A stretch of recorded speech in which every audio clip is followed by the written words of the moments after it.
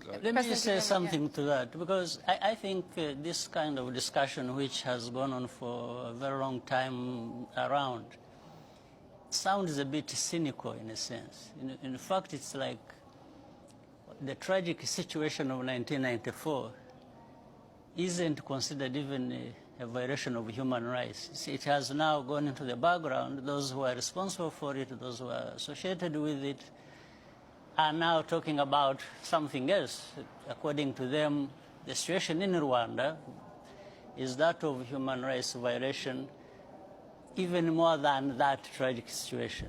I think that's what we are talking about. So, well, just for example, there was an Amnesty International wrote a report in the lead up to the 2017 election that talks about opposition politicians, journalists, human rights defenders being jailed, physically attacked, even killed. I think you're interested in forced into exile or silence. So just interested in your idea of that assessment raising of your country. Your views to the audience so that you influence them by Well, the European Union sees itself very much as an exporter of human rights and a defender of human rights. So why can't you let me answer this? I'm very interested in Otherwise, your answer. you are going to ask and then answer yourself. I'm very interested in your answer. I'm giving you some context on why I'm asking. You're asking and giving answer at the same time. So please tell me, what do you make of this assessment?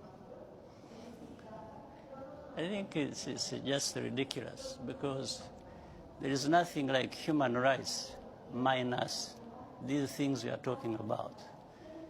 What we are talking about in terms of development.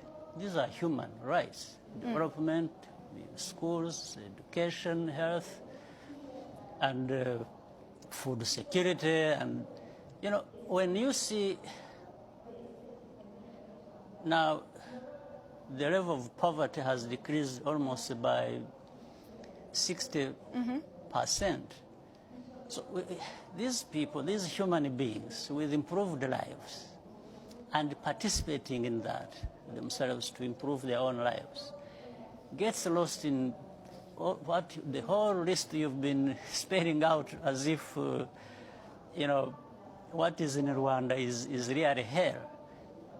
In fact, forgetting the hell that we have gone through, that we stood against and sorted out when you were there just talking about more or less nonsense. Because do you reject the accusations, for example, from Amnesty International? Absolute rubbish. You reject Rwanda is completely different from what it was 25 years ago.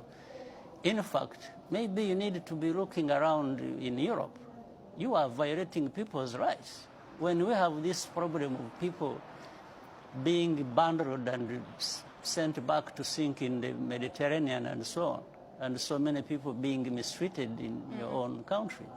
Why don't you talk about your human rights and stop just offloading everything? Well, this is a development conversation, so no, in the context of development. You are not the one to determine what conversation or what points to raise in any conversation. We are asking questions, this is what I'm saying. You are asking questions and you are giving yourself answers.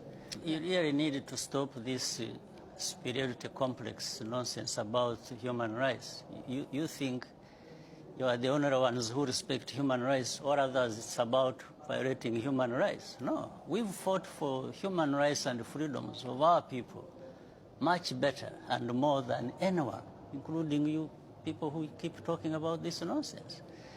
Where we have taken our country from and where it is now speaks for itself. The rest of the story just comes from this complex.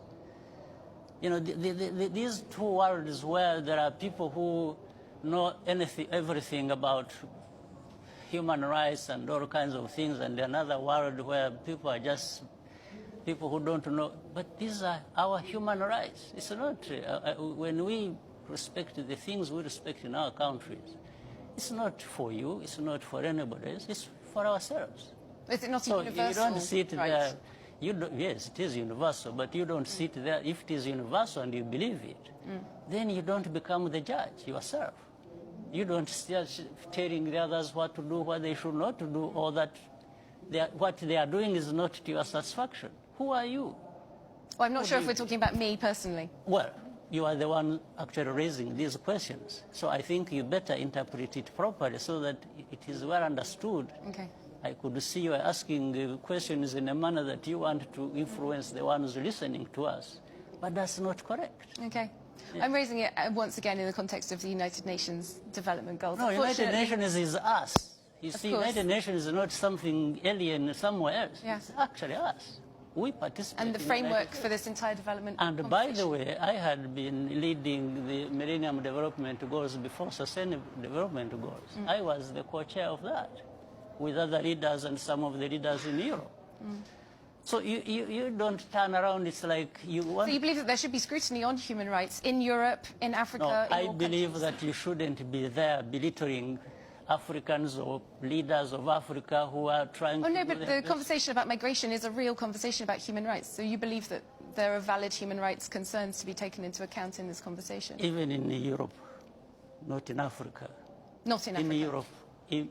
In Europe, not only in Africa. Not, of course. Yes. Well, thank you both very much. Unfortunately, that is all we have time for. President Paul Kagame of Rwanda and the EU's Development Commissioner, Neven Mimica. Thank you both for your time. Thank you as well for watching.